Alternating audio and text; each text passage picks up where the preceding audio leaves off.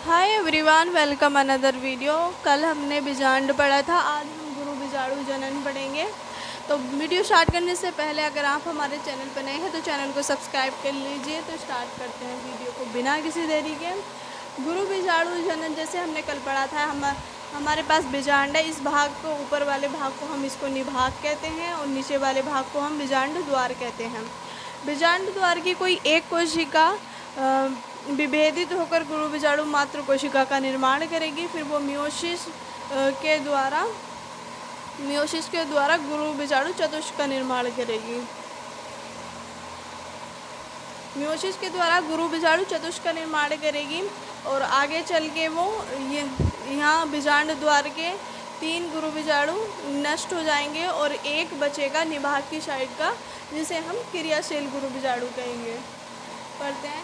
गुरु बीजाणु मात्र कोशिका मियोसिस करके गुरु बीजाणु का निर्माण करती है।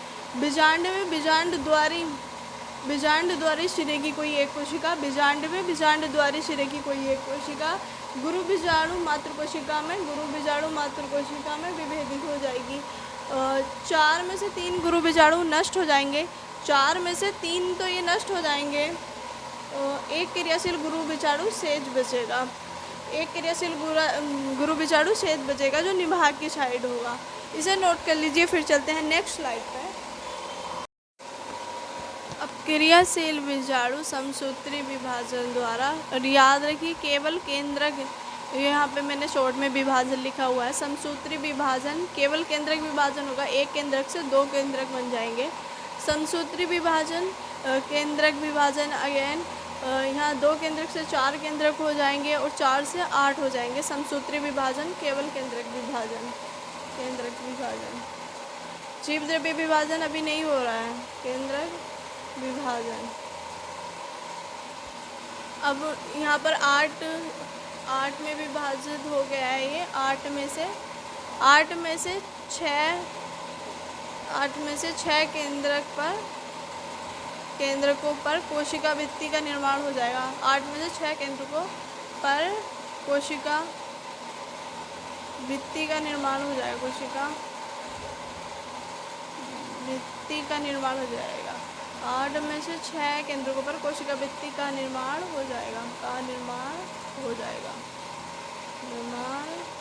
हो जाएगा।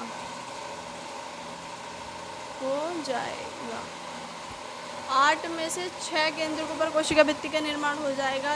3 ये और 3 ये, 6 केंद्रकों पर कोशिका भित्ति का निर्माण हो जाएगा। अब सामान्यतः एंजियोस्पर्म में भ्रूणकोश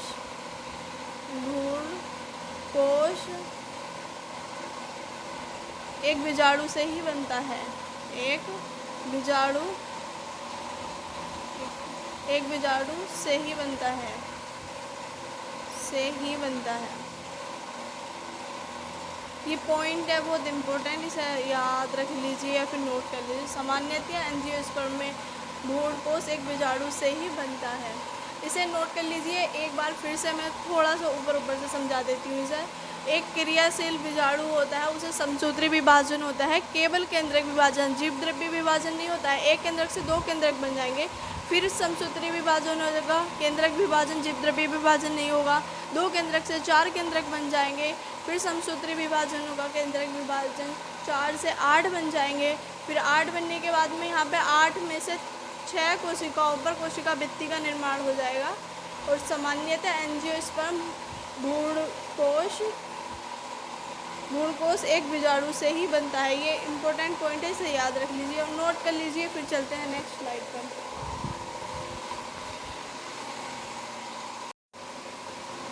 अब बात करते हैं हम भ्रूणकोश की।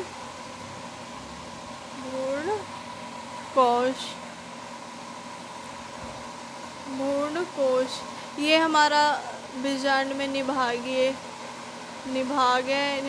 शिरा है और ये हमारा बीजांड द्वारी शिरा है। बीजांड द्वार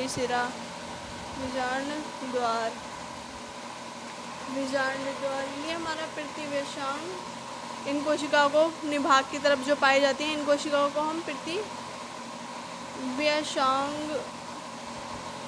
कोशिका कहते हैं। कोशिका कहते हैं और इन्हें हम ध्रुवीय केंद्रक कहते हैं। ध्रुवीय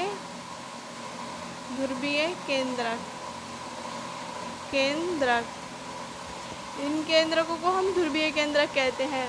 और ये केंद्रकीय कोशिका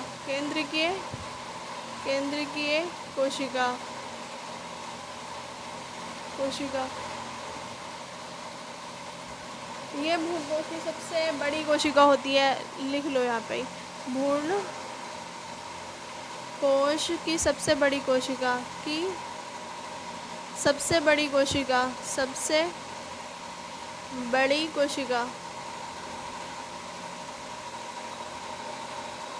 केंद्रीय कोशिका भ्रूणकोश की सबसे बड़ी कोशिका। और इसमें केंद्रक मैंने शायद उल्टा बना दिया है, शायद इसमें केंद्रक शायद नीचे पाया था। इन दोनों कोशिकाओं को सहायक कोशिका बोलेंगे। सहायक कोशिका। बीच वाली को हम बोलेंगे अंड कोशिका।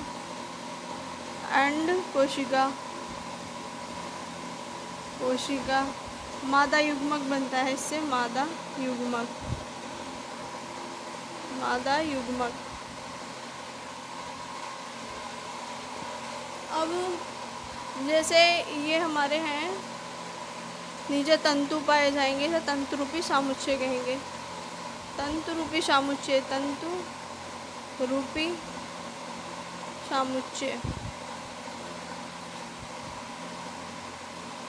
अब हमारी सहायक कोशिकाओं में यहाँ को दिख रहा होगा तो 1 मिनट, ये जैसे हमारी सहायक कोशिकाएं हैं, सहायक कोशिका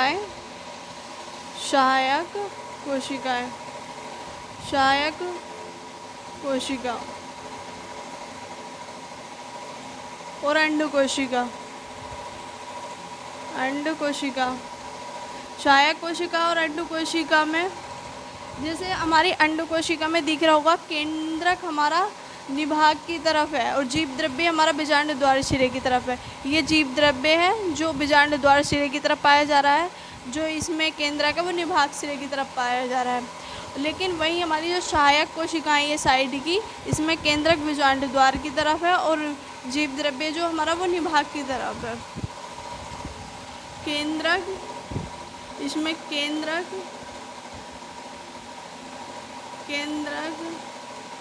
बीजांड द्वार की तरफ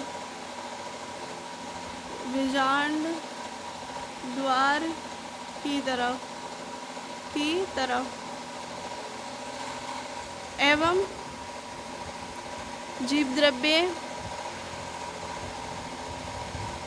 केंद्रक बीजांड, सहायक कोशिकाओं में केंद्रक बीजांड द्वार की तरफ और जीव द्रव्य निभाग की तरफ, निभाग की तरफ। और वहीं हमारी अंड कोशिका में केंद्रक निभाग की तरफ होएगा, केंद्रक निभाग की तरफ, निभाग की तरफ। और लेकिन जीव द्रव्य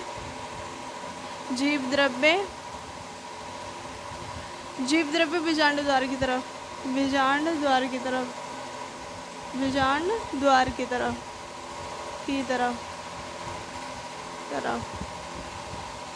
अंड कोशिका में केंद्रक निभाग की तरफ और जीव द्रव्य बीजांड द्वार की तरफ। और वहीं सहायक कोशिकाओं में केंद्रक जो है बीजांड द्वार की तरफ और ये जीव द्रव्य जो है वो निभाग की तरफ पाया जाएगा।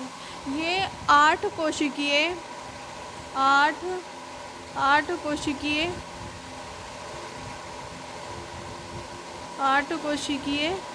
7 केंद्रकीय होती है।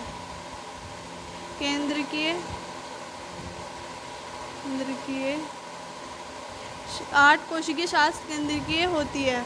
अब मैं बताती हूँ कैसे। देखो 8 तो इसमें कोशिकाएं हैं 1 2 3 4 5 6 7 8, लेकिन इसमें केंद्रक 8 कोशिकीय नहीं, 8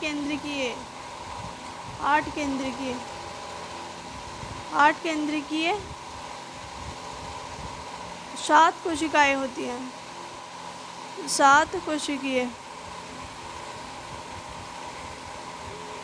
7 कोशिकाएं, 1 2 3। ये जो एक कोशिका मानी जाएगी, और लेकिन इसमें केंद्रक 2 है और 3 ही है, 6 7। लेकिन इसमें केंद्रक जो है वो 8 है, 1 2 3 4 5 6 7 8। ये इस कोशिका को एक कोशिका मानी जाएगी, लेकिन इसमें प्रेजेंट 2 केंद्रक हैं।